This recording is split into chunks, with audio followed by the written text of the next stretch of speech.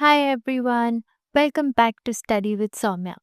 This is part 6 of our series. So far, we have understood what a registered trademark is and when its use amounts to infringement. But here's the real twist in trademark law: registration does not give unlimited power. Yes, you heard that right. In this part, we are going to talk about the limits on the effect of registered trademark and how the law draws a clear line between infringement and passing off. This is where things get super practical and exam relevant. We'll see situations where a person may still legally use a mark despite registration, and cases where even without registration, rights can be protected through passing off. If you have ever been confused about questions like, does registration mean absolute monopoly, or why does passing off still matter when infringement exists, this video is going to clear all of that in a very simple and relatable way. So grab your notes, relax, and let's break this topic in the easiest way possible. So, let us understand the big picture first. सबसे पहले एक solid truth समझ लो. Trademark registration is not equal to absolute monopoly, it is equal to limited rights. Section 30 वही limits बताता है. मतलब कुछ सिचुएशंस में रजिस्टर्ड ट्रेडमार्क होने के बाद भी इन्फ्रिंजमेंट नहीं माना जाएगा. First is section 30 subsection 1 that tells about honest use exception. Law क्या बोलता है? सेक्शन 30 क्लियरली कहता है कि सेक्शन 29 इन्फ्रिंजमेंट यूज को रोकेगा नहीं अगर वो यूज ऑनेस्ट कमर्शियल प्रैक्टिसेस के अकॉर्डिंग हो, अनफेयर एडवांटेज ना लेता हो, ट्रेडमार्क की रेप्यूटेशन या डिस्टिंक्टिवनेस को हार्म ना करता हो. सिंपली, अगर आप किसी का ट्रेडमार्क सिर्फ आइडेंटिफाई करने के लिए फेयर तरीके से यूज कर रहे हो तो इन्फ्रिंजमेंट नहीं है. लेट्स से एक मोबाइल रिपेयर शॉप पे लिखा है, repair of Samsung phones available hair. क्या सैमसंग का ट्रेडमार्क यूज हुआ? यस. क्या कस्टमर को कंफ्यूज किया गया? नो. क्या कोई अनफेयर बेनिफिट लिया? नहीं. तो ये इन्फ्रिंजमेंट नहीं है. लेकिन अगर शॉप का नाम रखा सैमसंग रिपेयर वर्ल्ड, अब कंफ्यूजन और अनफेयर एडवांटेज है which will amount to infringement. Next is Section 30 subsection 2 clause A which tells about descriptive use. Law बोलता है कि ट्रेडमार्क का यूज़ अलाउड है अगर वो बताता हो kind, quality, quantity, intended purpose, value, geographical origin, time of production या other characteristics. Let's say pure silk sarees, made in India, organic honey. ये वर्ड्स कोई ट्रेडमार्क भी हो सकते हैं बट यहाँ डिस्क्रिप्शन के लिए यूज़ हो रहे हैं, ब्रांडिंग के लिए नहीं, इसलिए नो इन्फ्रिंजमेंट.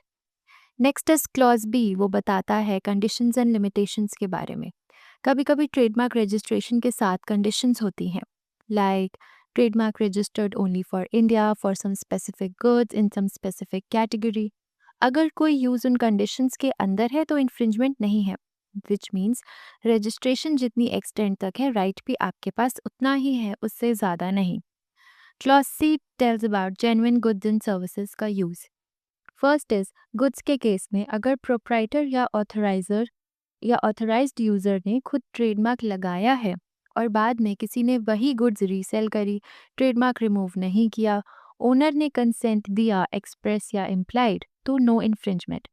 लेट्स से आप नाइकी के शूज़ लीगली बाय करके रीसेल कर रहे हो. शूज़ जेन्युइन है, ट्रेडमार्क नाइकी का है, कोई ऑल्ट्रेशन नहीं है, दैट इज लीगल. नेक्स्ट है सर्विसेज के केस में.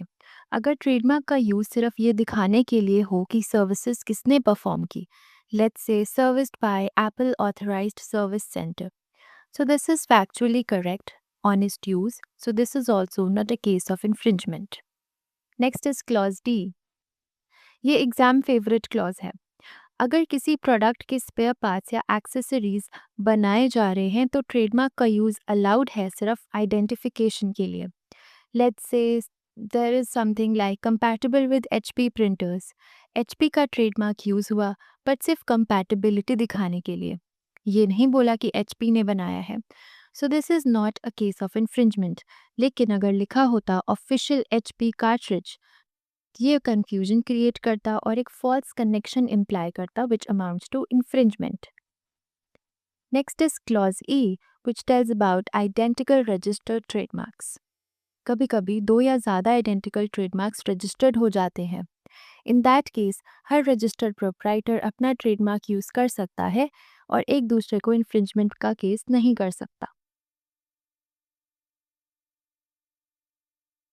Next we have is a case law Consum Info Private Limited versus Google India Private Limited 2013. इसका कीवर्ड है nominative fair use.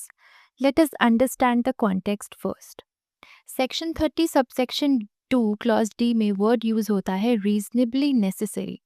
प्रॉब्लम ये थी कि कितना यूज रीजनेबल माना जाएगा, कब फेयर यूज बनेगा और कब इन्फ्रिंजमेंट। इस कंफ्यूजन को क्लियर करने के लिए मद्रास हाई कोर्ट ने यूएस नाइन्थ सर्किट जजमेंट्स का हेल्प लिया। कोर्ट ने क्या बोला? Golden rule. कोर्ट ने कहा अगर कोई अनऑथराइज पर्सन किसी रजिस्टर्ड ट्रेडमार्क का यूज करता है तो वो तभी इन्फ्रिंजमेंट नहीं होगा जब वो नॉमिनेटिव फेयर यूज हो, और नॉमिनेटिव फेयर यूज होने के लिए 3 टेस्ट करने होंगे। टेस्ट 1, प्रोडक्ट बिना ट्रेडमार्क के आइडेंटिफाई हो ही नहीं सकता। प्रोडक्ट या सर्विस ट्रेडमार्क यूज किए बिना समझ ही नहीं आता। लेट्स से सपोज आप लिखते हो online matrimonial services like Bharat matrimony. अगर भारत मैट्रिमोनी वर्ड यूज नहीं करोगे तो कंपैरिजन समझ ही नहीं आएगा। सो टेस्ट 1 इज सेटिस्फाइड। टेस्ट 2 है कि सिर्फ उतना ही ट्रेडमार्क यूज करो जितना ज़रूरी हो। आप ओवर यूज ना करो, स्टाइलिश लोगोज, फॉन्ट्स, टैगलाइंस ना यूज करो, सिर्फ नाम यूज करो जितना रिक्वायर्ड हो। Let's say you right compatible with Apple iPhone. Apple का लोगो या फॉन्ट या पैकेजिंग स्टाइल कुछ भी आप कॉपी ना करो। सो कोर्ट का लॉजिक है कि आप नाम बोलो, साइट का ड्रामा नहीं। Test 2 is satisfied only if there is minimum use. Test 3 is sponsorship या एंडोर्समेंट का हिंट भी नहीं होना चाहिए। ट्रेडमार्क का यूज़ ऐसा नहीं लगना चाहिए कि ब्रांड ने स्पॉन्सर किया है या ब्रांड ने अप्रूव किया है या ब्रांड का कोई कनेक्शन है। Let's say third party charger compatible with Samsung phones. This is okay. But Samsung approved charger, this is not okay. अगर कस्टमर को लगे ये ब्रांड ने ही ऑथराइज किया होगा तो ये टेस्ट फेल हो जाएगा and it will amount to infringement. Case में गूगल का इशू क्या था? गूगल पर कीवर्ड्स के थ्रू ट्रेडमार्क यूज हो रहे थे जैसे भारत मैट्रिमोनी, शादी.com एक्सेट्रा। कोर्ट ने कहा अगर ट्रेडमार्क का यूज सिर्फ आइडेंटिफिकेशन के लिए हो, रीजनेबली नेसेसरी हो, कंफ्यूजन क्रिएट ना करे तो वो section 30 sub section 2 clause D के अंदर प्रोटेक्टेड होगा। So, unauthorized use of trademark will be treated as nominative fair use only if it is reasonably necessary, minimal, and does not suggest sponsorship or endorsement. So, आप इसको याद रख सकते हो IME rule से। I stands for identification के बिना काम नहीं चले, M is minimum use only, and E is endorsement का हिंट भी नहीं है। अगर IME क्लियर है तो no infringement. Next is Section 30, subsection 3, limits on effect of registered trademark. Let's understand simply. Trademark owner का राइट इनफाइनाइट नहीं होता। जब वो खुद गुड्स मार्केट में डाल देता है तो उस पर्टिकुलर प्रोडक्ट पर उसका कंट्रोल खत्म, दैट इज एग्जॉस्ट हो जाता है। इसको ही कहते हैं doctrine of exhaustion. Section 30 sub section 3 क्या कहता है? अगर कोई पर्सन लॉफुली गुड्स खरीद लेता है जिनके ऊपर रजिस्टर्ड ट्रेडमार्क लगा हुआ है तो उन गुड्स को मार्केट में बेचना या उनसे रिलेटेड डीलिंग्स करना सिर्फ इस वजह से इन्फ्रिंजमेंट नहीं होगा क्योंकि रीज़न ए, ट्रेडमार्क ओनर ने बाद में ट्रेडमार्क किसी और को असाइन कर दिया, या रीज़न बी, गुड्स खुद ट्रेडमार्क ओनर ने या उसकी कंसेंट से मार्केट में डले थे। लेट्स से सैमसंग ने मोबाइल फ़ोन्स इंडिया में ऑफिशियली सेल किए। आप अमेज़न से सैमसंग फ़ोन खरीदते हो, फिर रीसेल कर देते हो। सैमसंग आपसे ये नहीं बोल सकता कि आप इन्फ्रिंजमेंट कर रहे हो, बिकॉज़ सेक्शन 30 सब सेक्शन 3 में एक प्रोटेक्शन है। अनदर एग्जाम्पल, ए ने कोई ट्रेडमार्क ओनर से शूज़ खरीदे, बाद में ट्रेडमार्क किसी और को असाइन हो गया। असाइनमेंट के बाद भी ए अपने शूज लीगली सेल कर सकता है। But we have an important exception here, that is exam favourite. Section 30 sub section 3 apply नहीं होगा अगर ट्रेडमार्क ओनर के पास लेजिटिमेट रीजंस हों अपोज करने के लिए। लेजिटिमेट रीज़न कब हो सकता है? जब गुड्स की कंडीशन चेंज हो गई हो, या डैमेज हो गई हो, या इम्पेयर्ड हो गई हो।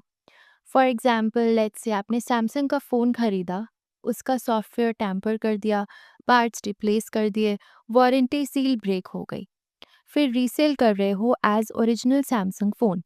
अब सैमसंग ऑब्जेक्ट कर सकता है, तो सेक्शन 30 सब सेक्शन 3 में प्रोटेक्शन नहीं मिलेगा। Next, we have a case law, that is Samsung Electronics Company Limited versus Kapil Wadhwa. Case का कोड इशू ये है कि पैरेलल इंपोर्ट या resale of Samsung products trademark infringement है या नहीं। कोर्ट ने क्या बोला? कोर्ट हेल्ड दैट सेक्शन 30 का हेडिंग ही बोलता है limits on effect of registered trademark.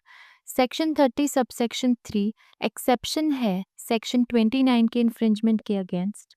अगर गुड्स लॉफुली एक्वायर्ड है, प्रोप्राइटर ने खुद या कंसेंट से मार्केट में डाले हैं, तो रीसेल इन्फ्रिंजमेंट नहीं है। कोर्ट ने और क्या क्लैरिफाई किया? सेक्शन 30 सब सेक्शन 3 बताता है कि कोई न्यू राइट क्रिएट नहीं हुआ है, सिर्फ एक डिफेंस देता है इन्फ्रिंजमेंट के अगेंस्ट। एग्जॉशन या कंसेंट कंप्लीट डिफेंस है इन्फ्रिंजमेंट के क्लेम के लिए। सो एग्जाम में हम लिख सकते हैं that section 30 sub section 3 embodies the doctrine of exhaustion and provides a complete defense to trademark infringement where goods bearing a registered trademark are lawfully acquired and put in the market by the proprietor or with his consent unless there exist legitimate reasons such as change or impairment of goods. The next topic is passing off. Passing off का मतलब होता है अपने product को किसी और के product जैसा दिखाना, ताकि पब्लिक को लगे कि ये प्रोडक्ट ओरिजिनल ब्रांड का है और बायर कंफ्यूज हो जाए। Blacks law dictionary simple words में ये बोलता है कि passing of means falsely representing your goods as someone else's goods to deceive buyers. That means झूठ बोल के, कंफ्यूजन क्रिएट करके दूसरे के नाम का फ़ायदा उठाना। अब एक बहुत इम्पॉर्टेंट डिस्टिंक्शन, रजिस्टर्ड ट्रेडमार्क के केस में ओनर ट्रेडमार्क एक्ट के अंदर इन्फ्रिंजमेंट का केस फाइल करता है, बट अनरजिस्टर्ड ट्रेडमार्क के केस में ओनर पासिंग ऑफ का केस फाइल करता है, और ये एक कॉमन लॉ रेमेडी है। मतलब ट्रेडमार्क रजिस्टर्ड हो या ना हो, रेप्यूटेशन प्रोटेक्ट होती है। सो golden rule or the core principle of passing off is no man is entitled to represent his goods as the goods of another man. मतलब आप अपने गुड्स को किसी और के गुड्स जैसा नहीं दिखा सकते, डायरेक्ट या इनडायरेक्ट दोनों तरीके से नहीं। इनडायरेक्ट पासिंग ऑफ भी अलाउड नहीं है। कोर्ट कहता है अगर आप डायरेक्टली नहीं बोल रहे हो कि ये XYZ ब्रांड का है, बट कलर सेम है, पैकेजिंग सेम है, फॉन्ट सेम है, ओवरऑल लुक भी सेम है, और बायर खुद ही बोल दे कि ये तो XYZ ब्रांड लग रहा है, तो भी पासिंग ऑफ हो जाएगा। लेट्स से कोई एक सोप केस है, original brand, blue and white packing है, कर्वी फॉन्ट है और स्पेसिफिक स्मेल है, और आप एक डुप्लीकेट ब्रांड बनाते हो जिसमें सेम कलर है, सेम फॉन्ट है, ऑलमोस्ट सेम नाम है, तो शॉपकीपर बोलता है नाम अलग है पर सेम जैसा ही है, तो this will be a case of passing of. Passing of कब होता है? इसके 3 एलिमेंट्स हैं जिसको बोलते हैं classical Trinity. First is brand की मार्केट में पहचान होनी चाहिए, रजिस्टर्ड होना ज़रूरी नहीं है, that means it should have a goodwill और रेप्यूटेशन। सेकेंड इज मिसरिप्रेजेंटेशन, दूसरा पर्सन ऐसे प्रेजेंट करे कि पब्लिक कंफ्यूज हो जाए। And third damage, original owner को लॉस हो, रेप्यूटेशन खराब हो या बिजनेस डाइवर्ट हो, तीनों प्रूव हुए तभी पासिंग ऑफ इस्टेब्लिश हो सकता है। But why is passing of important? Because law सिर्फ रजिस्ट्रेशन प्रोटेक्ट नहीं करता, law honesty in trade protect करता है, कंज्यूमर को कंफ्यूज होने से बचाता है। Next is purpose of the remedy of passing of. Passing off का रेमेडी सिर्फ एक पार्टी को नहीं बल्कि 3 लेवल्स पर प्रोटेक्शन देता है। First is protect the interest of the consumer और द परचेजर। इसका मतलब लॉ ये इंश्योर करता है कि कंज्यूमर कंफ्यूज ना हो, कंज्यूमर को गलत इंप्रेशन ना मिले, वो ये बिलीव ना करे कि ये प्रोडक्ट किसी और फेमस ब्रांड का है। फॉल्स रिप्रेजेंटेशन और डिसेप्शन से कंज्यूमर को बचाया जाता है। सिंपली पासिंग ऑफ का लॉ कंज्यूमर को धोखा खाने से बचाता है। Second is protect the interest of trademark owner. इसका मतलब जो ब्रांड ओनर ने मार्केट में मेहनत से, गुडविल से और रेप्यूटेशन बनाई है, उसको प्रोटेक्ट किया जाता है। उसकी ब्रांड वैल्यू सेफ रहे, कोई और उसका नाम और आइडेंटिटी का मिसयूज ना करे, बिजनेस रिलेशंस और मार्केट ट्रस्ट डैमेज ना हो। Simply passing of brand owner की मेहनत और रेप्यूटेशन की प्रोटेक्शन करता है। Next is protect social interest and fair competition. इसका मतलब मार्केट में फेयर डीलिंग प्रमोट करना, अनएथिकल प्रैक्टिसेस को रोकना, कॉपिंग, इमिटेशन, डिसेप्शन जैसे अनफेयर ट्रेड प्रैक्टिसेस प्रिवेंट करना, हेल्दी कंपटीशन को एनकरेज करना। Simply passing of law market को क्लीन, ऑनेस्ट और फेयर बनाए रखता है। नेक्स्ट इज पासिंग ऑफ में प्लेंटिफ को क्या क्या प्रूफ करना होता है। पासिंग ऑफ का केस तब स्ट्रांग होता है जब plaintiff that is original brand owner ये 3 चीज़ें प्रूव करे। First is reputation and distinctiveness which is goodwill test. Plaintiff को प्रूफ करना होता है कि उसका बिजनेस या प्रोडक्ट मार्केट में फेमस है, उसका नाम या मार्क पब्लिक के माइंड में उसके गुड से कनेक्ट हो चुका है। सिंपली लोग मार्क देख के ही बोलें ये तो इसी ब्रांड का है। लेट्स से अगर कोई लोग ब्लू वाइट सोप देख के बोलें कि ये तो वही फेमस ब्रांड है, then distinctiveness is established. Second point is likelihood of confusion और डिसेप्शन। प्लेंटिफ को ये दिखाना होता है कि पब्लिक कंफ्यूज हो सकती है, पब्लिक को गलत इंप्रेशन मिल सकता है, बायर को लगे कि गुड सेम ब्रांड के हैं। इम्पॉर्टेंट इज कि फ्रॉड का इंटेंशन प्रूफ करना ज़रूरी नहीं है, डिफेंडेंट का इंटेंशन भी इररेलेवेंट है, सिर्फ कंफ्यूजन का पॉसिबिलिटी इनफ है। For example let's say consumer बोले कि नाम थोड़ा डिफरेंट है पर सेम कंपनी का लगता है, then confusion is proved. Third is damage to goodwill और रेप्यूटेशन। प्लेंटिफ को ये प्रूफ करना होता है कि कंफ्यूजन से उसकी रेप्यूटेशन डैमेज हो सकती है, गुडविल इंज्योर हो सकती है, बिजनेस डाइवर्ट हो सकता है। एक्चुअल लॉस प्रूफ करना ज़रूरी नहीं है, लाइकली डैमेज इज सफिशिएंट। सिर्फ ये दिखाना इनफ है कि कंफ्यूजन हो सकता है, रेप्यूटेशन हार्म हो सकती है, no need to prove actual loss. Next is we have a case law Mahindra and Mahindra case deceptive similarity test. Supreme court ने बोला पासिंग ऑफ में डिसेप्टिव सिमिलैरिटी डिसाइड करने के लिए मल्टीपल फैक्टर्स देखे जाते हैं। क्या फैक्टर्स? नेचर ऑफ मार्क की वो वर्ड मार्क है, लेबल मार्क है या कंपोजिट है that is word and logo both, degree of resemblance जैसे कि सेम साउंड करते हैं that is phonetic similarity, look same है, विजुअल सिमिलैरिटी, मीनिंग सेम है, idea similarity. Example Mahindra and Mahendra, there is an I and there is an E, sound और spelling दोनों ही confusing है। Next is nature of goods, क्या same category के goods हैं, soap, hotel, phones. Next is nature, character and performance, goods का use, quality, function similar है या नहीं। क्लास ऑफ परचेजर्स, बायर का level, educated, uneducated, careful buyers हैं, impulsive buyers हैं। फॉर एग्जांपल मेडिकल प्रोडक्ट्स में केयरफुल बायर्स होते हैं एंड डेली यूज आइटम्स में लेस केयर बायर्स होते हैं। मोड ऑफ परचेज, गुड्स कैसे खरीदे जाते हैं, online, local shop, verbal order, visual selection, surrounding circumstances like market situation, trade practice, packaging, getup, colour scheme etcetera. Supreme court said कि हर case में सब फैक्टर्स को इक्वल वेटेज नहीं मिलेगा, केस के फैक्ट्स के अकॉर्डिंग वेटेज डिसाइड होगा। So we have GRCD rule, goodwill, reputation, confusion and damage. So with this we conclude the concept of passing off, including its purpose and legal principles behind the remedy. This topic is extremely important from both an exam and practical perspective, so make sure you revise it once after the video. In the next video, we will begin with Section 31 of the Trademarks Act and understand what it says about the registration and validity of a trademark.